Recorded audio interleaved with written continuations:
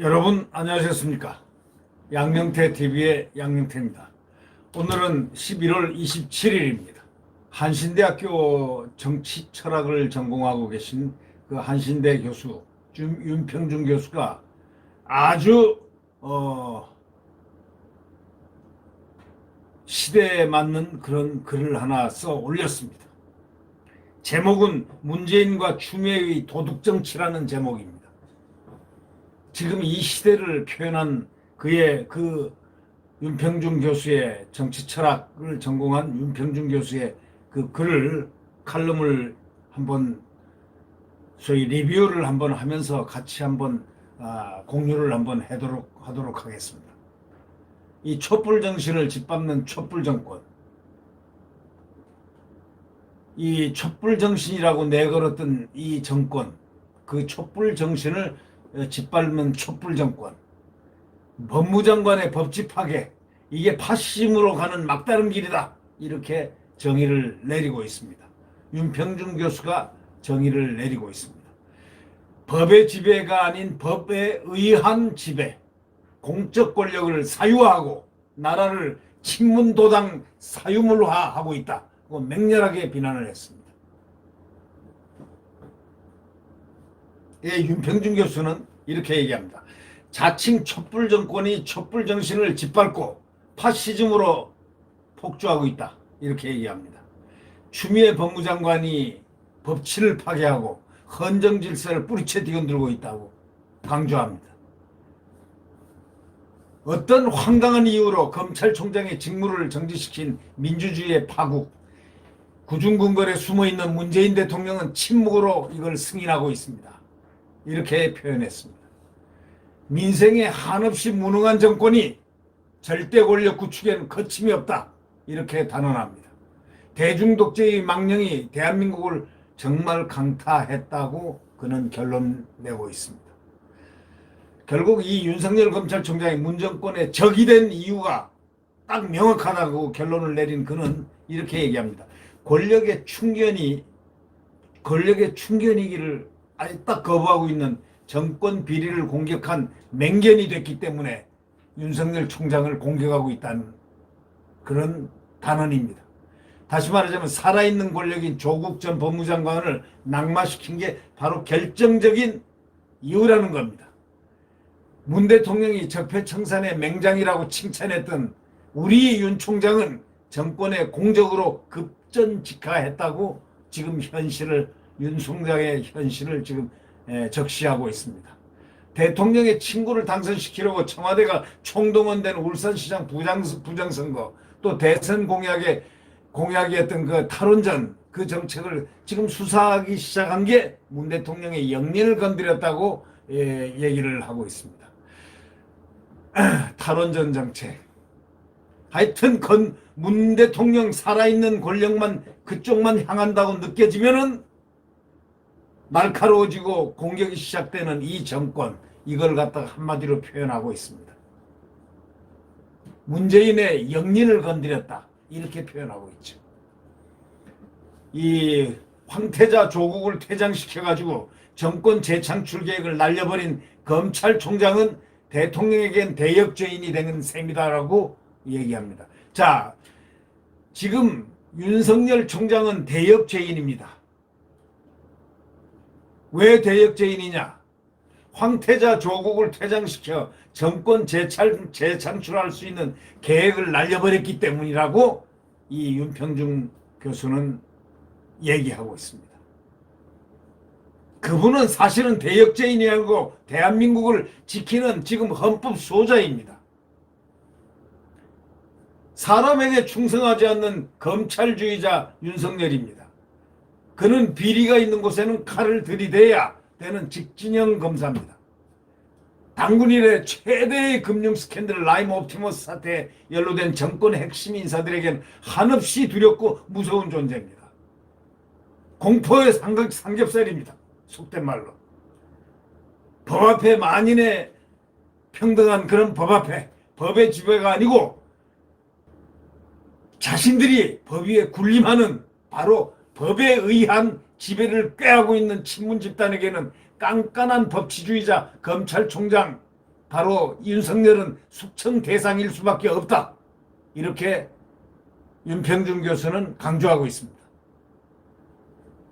여러분 한번 생각해 보십시오. 이 추미애라는 사람이 물불을 가리지 않고 윤석열 주기에 지금 앞장선 진짜 이유가 뭐겠습니까? 그거는 문재인 정권의 도둑 정치를 제도화하려는 바로 그것이라고 윤 교수는 정의를 내립니다. 다시 말하자면 도둑 정치, 클랩토크래시라는 거죠. 클랩토크래시. KLEPTOCRACY 클랩토클래시. 데모클래시가 아니고 클랩토클래시. 도둑 정치를 제도화하겠다는 문재인과 추미애의 도둑 정치라는 바로 그것을 윤 교수는 딱 한마디로 꼽아놨습니다. 원래 도둑 정치란 거는 아프리카, 중남미 같은 정치 후진국 독재자가 부정축제하는 현상을 크랩토클래시라고 하는데, 이 국가의 중대 현안은 제쳐두고 지금 사적 이해관계에 복무하는 자가 도둑 정치인 아니냐 이런 얘기입니다. 그래서 이 지금 도둑 정치를 문재인과 추미애가 하고 있다 이런 결론을 내리고 그런 제목을 걸었습니다. 문재인과 추미애의 도둑 정치. 정치 철학을 전공한 한신대 윤평준 교수의 글입니다. 이 문정권의 이 도둑 정치는 권력 비리를 포함해가지고 친문 집단에 의한 국가 시스템의 식민지화를 노리는 단계까지 지금 치고 나가고 있다. 이렇게 적시하면서 친문 권력 카르텔이 공적 권력 사유화해가지고 국가기구 전체를 영구 통치하는 지배체제 수립이 지금 궁극 목표라고 아주 꿰뚫어보고 있습니다. 1980년대 1조 원에 이른 전두환 노태우 전 대통령의 부정축제는 원시적 형태의 도둑정치, 쬐끄만 도둑정치라는 겁니다. 아주 원시적인 것. 권력이 국가기구를 특정해서 패거리를 종속시켜 나라를 사유하는 도둑정치의 위험성은 문정권의 그 연성 파시즘에서 절정에 지금 이르고 있다고 적시를 하고 있습니다. 여러분은 어떻게 생각하십니까? 문재인 정권은 아주 현란한 정의라는 그런 이름을 내세워서 수사로 도둑정치의 소위 난정을 은폐하고 있다. 아주 급소를 내려 지르고 있습니다. 국민의 돈 1조 원 이상을 도둑질한 라임 옵티머스 사태는 신속히 수사해서 범죄자들을 징벌해야 마땅한데, 추 장관은 검찰개혁이라는 미명 아래 경제범죄 전문 수사팀을 공중분해시키고 사기꾼들이 큰소리치게 만들었다. 이렇게 얘기합니다.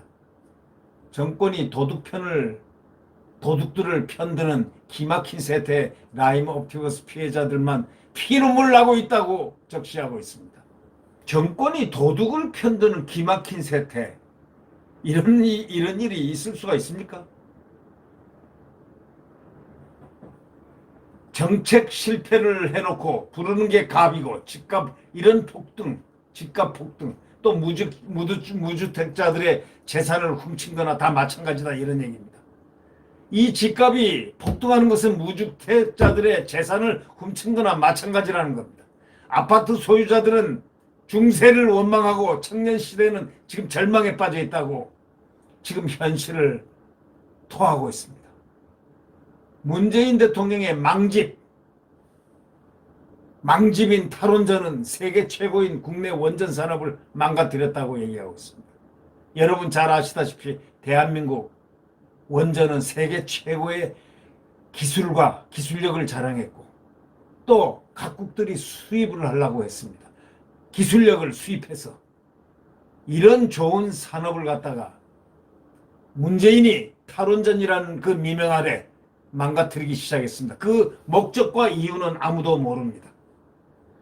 통치자가 국가의 그 공적 자산을 아주 전적으로 혼자 예단 판단해서 자신의 사적 망상을 충족한 셈이라고 이 윤평준 교수는 맹렬하게 비판하고 있습니다. 정권을 뒷배삼은 태양광 산업 이면에는 도둑 정치가 횡행하는 것처럼 지금 보이고 있다. 이렇게 얘기합니다. 그러나 문정권식 도둑정치 최악의 폐해는 누구냐? 정의, 법치, 민주라는 최대의 자산을 권력이 노략질을 해가지고 대중 독재를 정당화하는 데 있다. 이 엄청난 이야기를 지금 펼치고 있습니다. 이 정권의 목표는 대중 독재다. 이런 얘기입니다.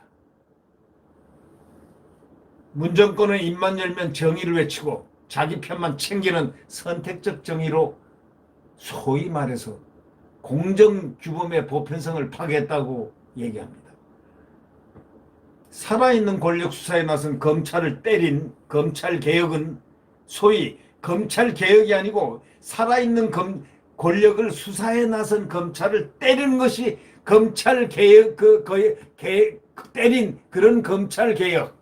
이것이 온당한 검찰개혁이냐 이거죠. 살아있는 권력 수사를 하고 있는 그 권력 자체가 개혁된 검찰인데 그것을 검찰개혁하겠다고 때려대니 다시 말하면 검찰을 파괴로 해가지고 법치주의를 붕괴시키기 위한 그런 목적이 아니냐 이런 얘기입니다.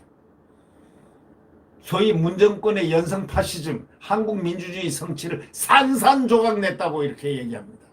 자, 문정권의 연성 파시즘이 한국 민주주의를 아주 그냥 산산조각을 내버렸습니다. 지금 보십시오. 추미애를 보십시오. 추미애 혼자 하는 겁니까? 아니지 않습니까? 국민이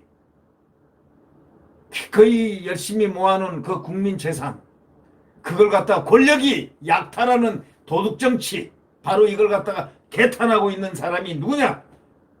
이게 윤평중 교수의 지금 이 글입니다. 그렇지만 이 정권이 정의를 사칭하고 법치주의가 민주주의를 도둑질해가지고 국민을 속이고 나라의 영혼을 훼손하는 것, 이게 훨씬 더 무서운 일이라고 얘기합니다. 실물 자산은 복원할 수 있어서 국가를 이끄는 근본 가치와 규범은 회복하기 어렵기 때문이다. 이렇게 얘기합니다. 맞습니다. 재산을 잃어버리면 도둑질을 당해서 재산을 잃어버리면 나중에 열심히 노력해서 좋은 지도자 만나서 실물 자산은 복원할 수가 있습니다만은 그러나 국가를 이끄는 근본 가치라든가 규범을 잃어버리면 이건 회복하기 어렵다는 바로 그러한 것. 소위 정신적인 바로 그 부분. 이 부분이 얼마나 중요한지를 우리는 잘 알고 있지 않습니까? 문재인 정권은 천하의 곡물인 대한민국을 친문 도당의 사유물로 포획해서 지금 독점하려 하고 있다고 아주 핵심적인 문제를 제기합니다. 정의를 참칭해서 나라를 통째로 훔치는 도둑정치라고 얘기합니다. 작은 도둑은 처벌받는데 큰 도둑은 활개치는 이 세상이 우리를 얼마나 놀라게 하고 경악스럽게 하느냐 이런 얘기죠. 도둑정치는 민주공화국의 적입니다. 대한민국의 적은 도둑정치입니다. 도둑정치 아래서 우리들의 자유, 인간의 자유, 대한민국 국민의 자유와 존엄은 절대로 불가능하다. 맞습니다. 촛불을 들었던 한국 사람들은 한국 시민들은 개돼지가 아니라는 바로 결론을 내린 윤평중 교수. 이제 우리가 이런 개돼지가 아님을 보여주는 길. 이게 무슨 길이겠습니까? 자, 이제 드디어 문재인과 추미애의 도둑정치라는 그런 폐말이 나왔습니다.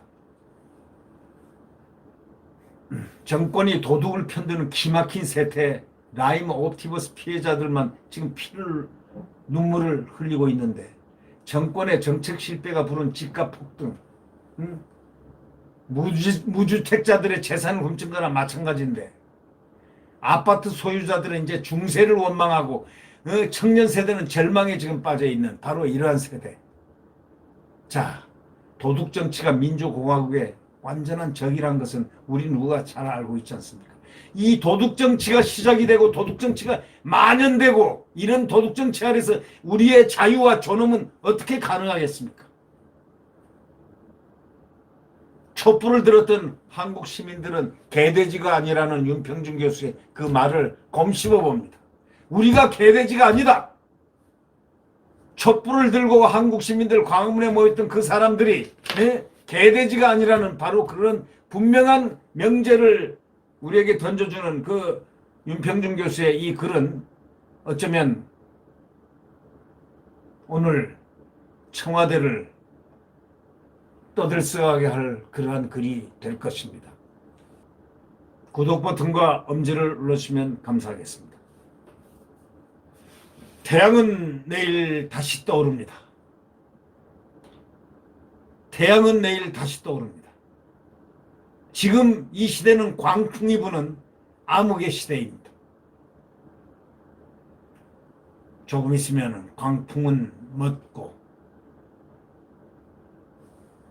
암흑은 거치는 내일 태양은 다시 떠오릅니다. 네. 안녕히 계십시오.